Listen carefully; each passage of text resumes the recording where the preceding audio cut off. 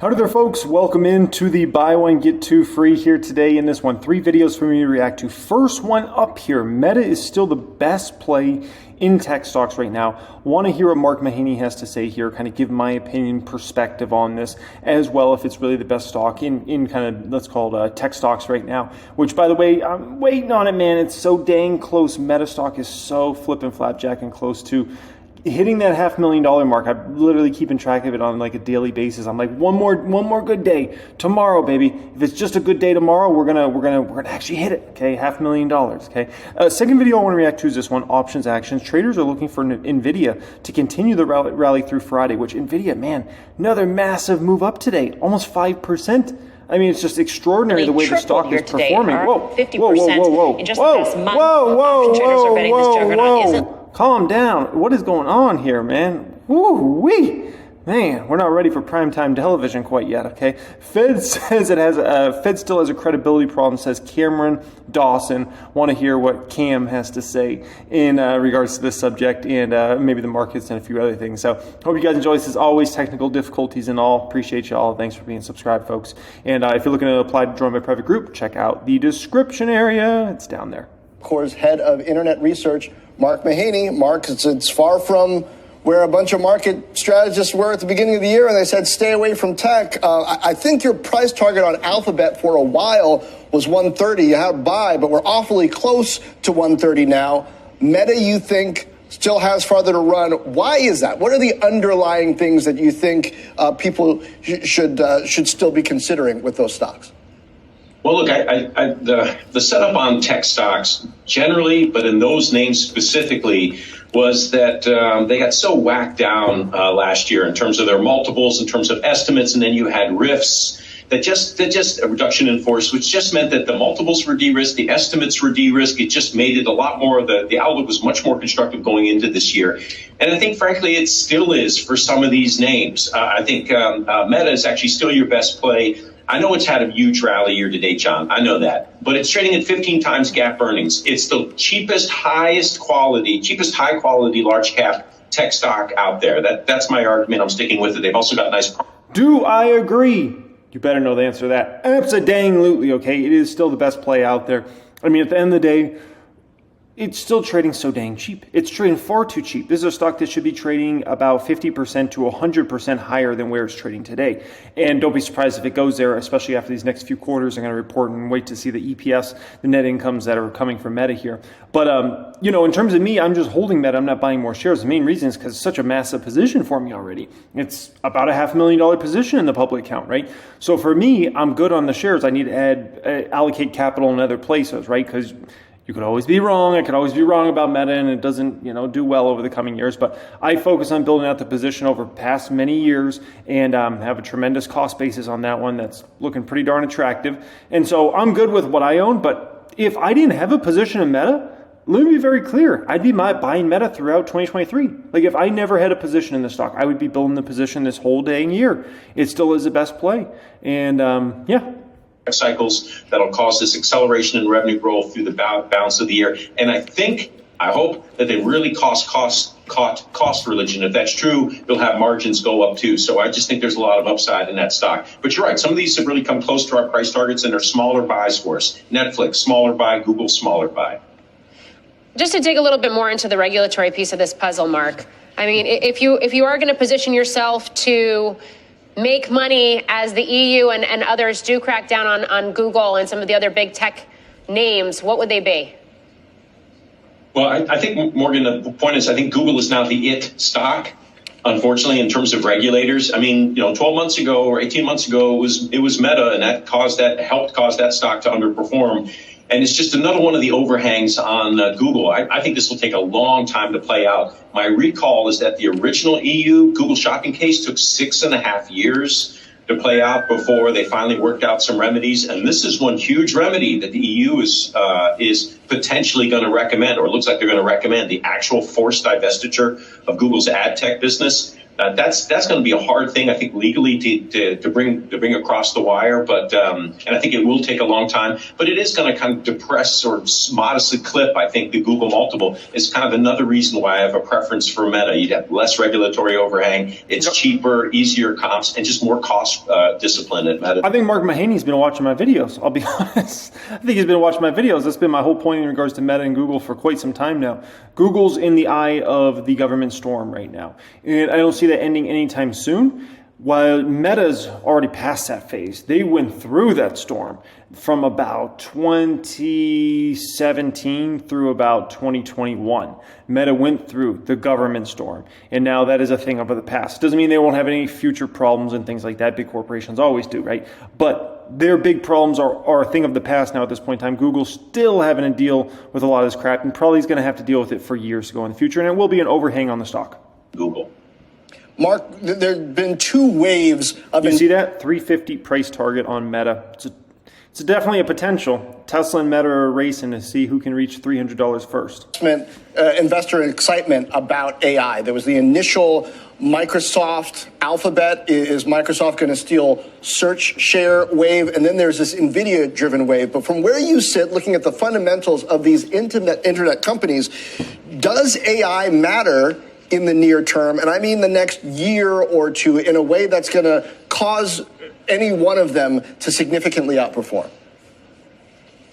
I've got a nuanced answer for you, John. I think so. I think it's already mattered. I think AI processes and machine learning processes have been behind some of the improved targeting that you've seen at some of these advertising models. I think it's behind some of the innovations, like I think of AWS's customers, I think 100,000 of them, something like that number, are already using them for machine learning and AI. So the way I step back and think about it, you just mentioned the two stocks that the market has declared absolutely the winners of AI, Microsoft and NVIDIA. And my reaction to that is, are you sure? You sure that Amazon isn't partly a derivative off this? You sure that Meta isn't a derivative off this? I'm not sure they are, but I'm pretty certain that they're positive derivatives. Mark Mahaney, are you a fan of the channel, sir? Are you a fan? Know that they're not trading like they are. So that's one other reason why both Meta and Amazon are in my top 3 picks. Holy smokers, that was no jokers. Literally. That's insane. That's all I'll say about that. Just speaking my language. And in terms of stocks, it really matters for over the next 1 to 2 years. Thinking more shorter term in nature, right? NVIDIA, absolutely. They need to put up these great numbers quarter after quarter after quarter to obviously continue to justify that valuation. AMD is going to matter for in a huge way over this next 1 to 2 years. AMD's got to prove this out, right? Stocks like Palantir obviously are going to have to see their numbers improve quite dramatically over the next few quarters versus what analysts are expecting to justify its valuation and continue that stock momentum going down on. So yeah, absolutely, there's several stocks out there for the next 1 to 2 years. It matters in a significant way. For the overall market, it's more like much more of a 5 to 10 year play. Next one up here, traders are looking for NVIDIA to continue the rally through Friday. Going down anytime soon. And then after that, we'll listen to Cam. Amber's Group co-CIO Chris Cedile's got the action. Hey, Chris. Hey, how's it going? Good. What you see in NVIDIA? Good, bro. I'm seeing a lot, right? So it feels like this recent AI boom has really sparked this new stage of investors flocking to risk assets, right? And NVIDIA has become the new momentum toy for traders, right? So from a call side activity, people are just piling in and buying NVIDIA calls. And I think it's reflected in the skew profile, specifically the short-dated skew profile. I think the other thing is that when you look at the notes on NVIDIA, you look at the open interest, and most of the open interest is on NVIDIA July 500 calls, which really shows that investors are seeking this type of convexity, right? It feels somewhat similar to 2021, where people are hoarding into these trades in a sense of FOMO because maybe they don't want to miss the next AI boom. But like, for example, today, you look at the volume, and you saw a lot of volume in the June 16 420 calls where NVIDIA just blew right through that. And then the second highest was the June 430 calls, which it just blew right through that, right? So I think what you're seeing is a lot of momentum hoarding and followed by some gamma squeezing. When some people are just hoarding into the derivatives, you tend to get these sort of little gamma squeeze pops that follow along as well. Yeah. Dan, yesterday you said we had this whole conversation with Caleb Silver from Investopedia about what... Okay, before we go further here, I know there's a good point that man just made there that I think everybody needs to pay attention to, okay? And the main point he made right there, which was huge, is NVIDIA is seen as a play for momentum traders right now. And you have a certain stock or sometimes a few stocks that take such great momentum that it attracts a lot of people that they don't care about whatever's going on with AI and what NVIDIA's valuation is and what NVIDIA's forward P is, and they don't care about any of that. They're strictly looking at this has a momentum. It's moved up. We think it's moving to 450. We need a position this way. We need to do this. Okay. They're not thinking anything about fundamentals. It's strictly just this is what's the play. Tesla stock is that many times in the market. Whereas you got obviously a huge amount of Tesla shareholders like myself or long-term bulls that are so bullish on everything they got going on, the valuation, blah, blah, blah. You've got other people that they don't care anything about that. If Tesla's a hot stock, they're playing Tesla. And they're positioning in that one, and they're doing out-of-the-money call options that are expiring next week and next month and things like that. That's what they're doing. And so it's just important. We always got to understand the different market participants out there. It's not all people like you and me that are thinking the next 3, 5, 7 years in regards to these stocks. There's a lot of people thinking about the next 3, 5, 7 hours or 3, 5, 7 days. Do with $10,000. Yeah, it went to zero in a day. No, I mean, listen, I think Guy mentioned this morning. It got back about $1 trillion in market cap. Off its lows, it gained $60 billion in market cap. They're going to do $42 billion in sales this year. Let's just say they blow it out. That's 50. That's just not a natural sort of thing. But I think the way Chris is laying it out is really interesting, is that you're seeing this hoarding towards the thing that is working. And he talked about a term skew that we don't use a lot. Usually you see puts more expensive as people reach for protection. In a name like this, you're seeing calls more expensive than puts. There's more demand for upside than there is for downside, and that just tells you that things are getting a little out of whack. So if you had $10,000 today, Dan, would you put it into NVIDIA? I probably did it again today. Good, I mean, they call it good money after bad. Yeah, Cam, what you got to say, Cam? That context, because you're actually seeing economic surprises surge higher, which means that data is coming in better than expected. And I think Jeffrey's comments about data being weak or signs of weakness, a lot of that is either market-based data or soft data. If you look at the hard data, things like instead of looking at PMIs, looking at industrial production, they remain resilient. So you haven't seen enough weakness in the data to really suggest that the Fed needs to make an about-face. Bob, the other point that, the bulls have had to contend with as we've wrestled with this idea, who's really in charge of this market now? Have the bulls gotten it back? Jeff makes the case. Now, obviously, he's the bond king. He's a bond guy. Yeah. He's going to make the case in some respects for bonds. Wait a minute. Hold your flippin' flapjack and horsies for just a moment. Did I just hear a question? A debate about who's in control of the market, the bulls or the bears? You'd be flipping my flapjacks. There's no debate about that. The bulls have had control of this market now for about at least 4 or 5 months. I mean, the market kind of hit those bottoms around October, November, and since then we kind of started an upward trajectory. And for the next 2 or 3 months, it was very much a debate about, well, are the bulls really taking back control of this market, or are the bears still in control? Once about February, March hit, there was no more debate, in my opinion. The bulls took full control of this market, and the bulls have full control of this market at the moment. It doesn't mean they're going to keep control of the market, but let's not mistake this. The bulls are in full control. They are the captain of the market right now. How long that remains to be seen, but as of right now at least, and for the past many months, the bulls have been in full control of this market. But it is a hurdle to get over that there are other attractive securities to be investing in besides equities still, whether it's cash or fixed income. I think the real question and the issue for the market, if you want to try to get the market higher, if that's what your goal is all those people who were buying 4.5% one-year treasuries in the middle of March that were flooding the market and pulling money away from the stock market. We are up 500 points on the S&P since the middle of March, and everybody started doing that. 500 points, that's 13%. Are those people who are sitting there saying, I've got a 4% one-year CD and we're up 13% since I pulled all that money out, are they going to be dragged into the market right now? Unless they think it's too late, that they missed it, so they're going to stay safe, the FOMO never dies. Even at the top, FOMO never dies. Now, so let me just go one point about Powell. What's really motivating Powell for being so aggressive, for the group to being so aggressive? And he hinted at what they were really afraid about. He says forecasters, including the Fed forecasters, have consistently thought inflation was turning down and have been wrong. He said says we have been wrong. It's better to over-tighten than lose credibility. That seems to be what his message is today, and I think that's what's motivating. Look, he said, Cameron, the risks to inflation are still to the upside. I think it's pretty obvious, too, at this point, that what they thought was going to be restrictive wasn't restrictive enough.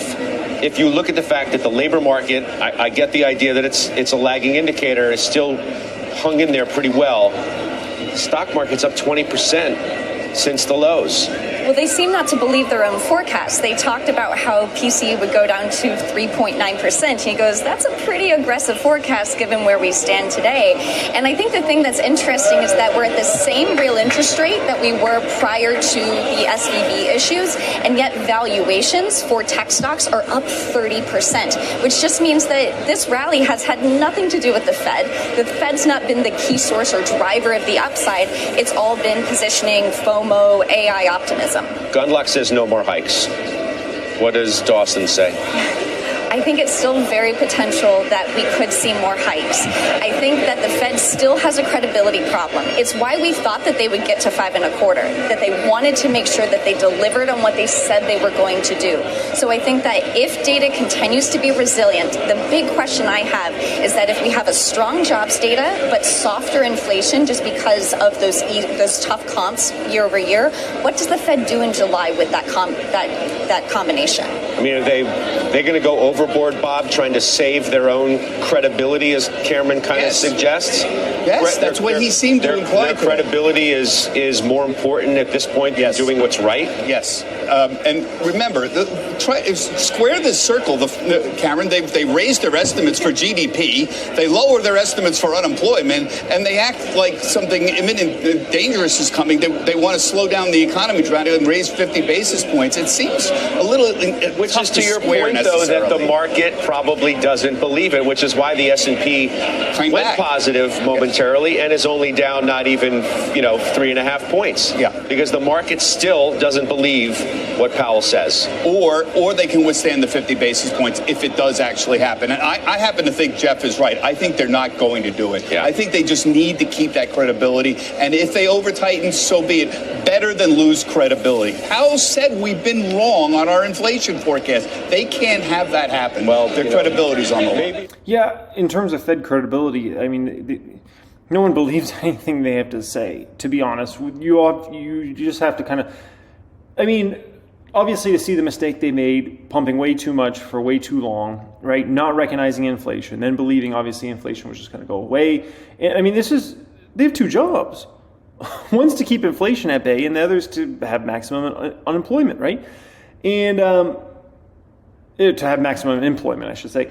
And, for them to have made such a big mistake on that one job they have, right, which is on the inflation side, that obviously lost them a lot of credibility. And they said they wouldn't be raising interest rates, and, we'd be at like 1% interest rates. And then next thing you know, we exited last year at nearly 5%.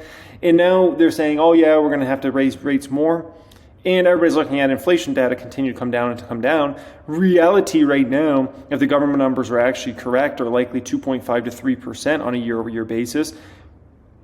You're gonna continue to raise rates in that sort of scenario. I think that's a tough play, especially when Fed funds rates already over 5% and everything's working your way. Like, that doesn't make sense. So no one really believes what the Fed has to say. That's the bottom line with that. Check out my video on the main channel earlier, and that dives more into that subject. So appreciate y'all as always. Thanks so much, folks, for always joining me. Thanks for being subscribed to the channel. New all-time high subscribers. Thank you for being here. Also, if you're looking to apply to join my private group, check out the description area down there. If you want to support my content on Patreon, do so. That's the description area as well. You also get to see the moves I'm making out there in the market. Much love, and have a great day.